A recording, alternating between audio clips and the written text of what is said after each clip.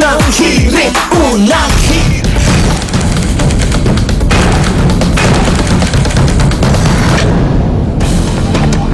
Makibalita na po tayo kay Steve Dalisan sa VMMC kaugnay nakatakdang pag-alis ni dating Pangulo Arroyo sa kanyang arraignment po ngayong araw dyan sa Pasay RTC. Steve, anong pinakauling nakita mo dyan?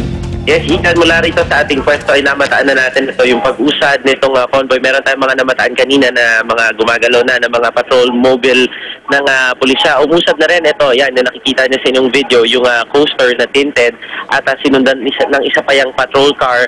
At kanina ay natatakpan niya nung isa pang coaster. Ayan, dumaan na rin sa harapan natin yung isa pa sa mga coaster.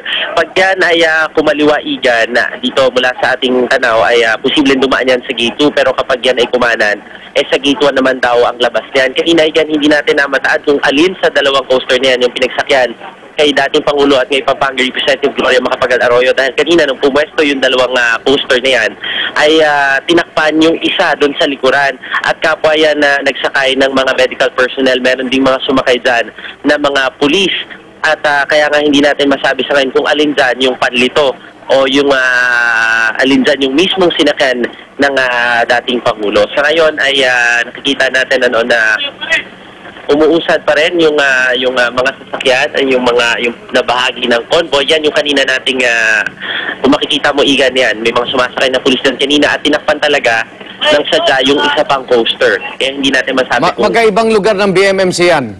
And yan mismo yung kanina. Ito sa may gate. Yan yung Igan, yan yung yung kanina yung nakita nyo umandar na. Kanina, oo, umandar na yan. Yan yung dumaan na, yung mga naunang video natin, Igan, kanina. Yun yung mismo pag-usad na nung convoy. Tinakpan niya kanina yung mismong isang coaster sa likuran na yan. Nakita natin yung pag-usad, yung pag-alis niyan. Pagkasunod yan, Igan. At sa ngayon ay it's either gate 2 or gate 1 lalabas yan mula rito sa Veterans Memorial Medical Center patungo nga sa Pasay RTC. Pero may kumpirmasyon ka na isa sa mga coaster na yan, lula na si dating Pangulong Arroyo?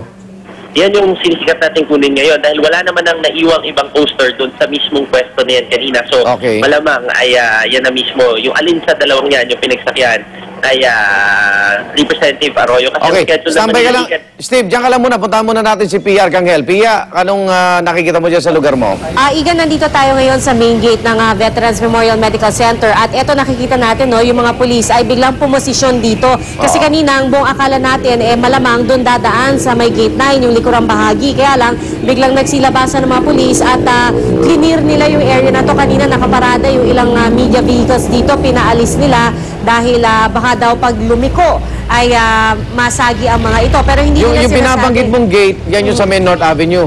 Yes, yes. Ito yung main gate, Igan. So, yung mga police, ito, nakapwesto na dito, nakaposisyon. At kung kanina rin, yung media, nakakaabot pa dun sa kalsada para kumuha ng video. Ngayon, pinaalis na tayo, no? At ito, nilagay na tayo dito sa may gilid. At hindi na pwedeng pumunta sa mismong kalsada, nag-aabang na sa bangketa. At ito rin, Igan, habang nagre-report kanina si Steve, may mga pumasok na mga TMG. At ito, palabas na nakikita natin. Ito yung mga highway patrol group rin, o mga polis na nakamotor. At mukhang sila hagad na rin. Mga hagad, mukhang sila ang magsisilbing lead convoy para sa dating Pangulo. At ito, gaya nga ng sinabi ni Steve, no, hindi natin alam kung saan mismo nakasakay ang dating Pangulo. Pero sisikapin natin, no, pagdaan niya dito, na makita kung sa tint, sana hindi masyado siyang tinted, pero sana makita natin kung nasan mismo ang dating Pangulo. At ito na nga palabas. Halos parehas ba yung dalawang coaster na yan? Halos parehas? Oo, halos parehas. Ito, palabas na. Ito yung unang coaster, palabas ng main gate ng BMMC. Nauna na. Ito yung mga miyembro ng ating media. Ito, Igan, napakadilim ng tint. Hindi natin makikita kung sino ang nakasakay. Dumaan na yung unang coaster. Ito, nakalagay, may label siya, Vehicle 5. Vehicle 6 yung ambulansya at eto na, sumunod na yung mga sasakyan ng mga polis, yung mga mobile ng mga polis. Eto, meron din tayong mga civilian cars o sasakyan, hindi natin alam, posible ito yung mga abogado o mga bahagi ng kampo ng dating Pangulo. Pero yung mga private vehicles, Igan, wala silang label. So hindi natin alam kung talagang opisyal na bahagi ng convoy ito. So ayan, nakaalis na po dito sa Veterans Memorial Medical Center yung dalawang sasakyan, dalawang coaster na may labels na Vehicle 4 at Vehicle 5. At kumaliwa po sila dito sa North Avenue, so papuntang East Avenue at Elliptical. So hindi natin lang alam no kung dadaan sila sa EDSA o posible mag-Quezon Avenue sila papuntang Maynila at patungong Pasay. Yan? Okay, maraming salamat PR Kanghel. Wala po dyan sa VMMC. Kanina si Steve Dailisan. Samantala, tinatay 700 taga-suporta naman ng dating Pangulong Gloria Arroyo itinaboy ng mga pulis sa Pasay RTC. At para sa detalye, may live report si Ian Cruz. Ian.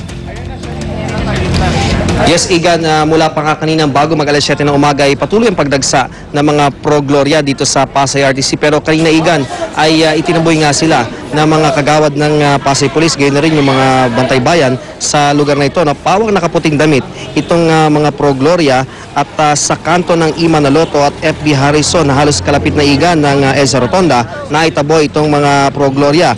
May iba rin sa kanila na nakasuot ng kulay asul na damit dahil nga bubuo raw sila ng isang human rosary maya-maya lamang.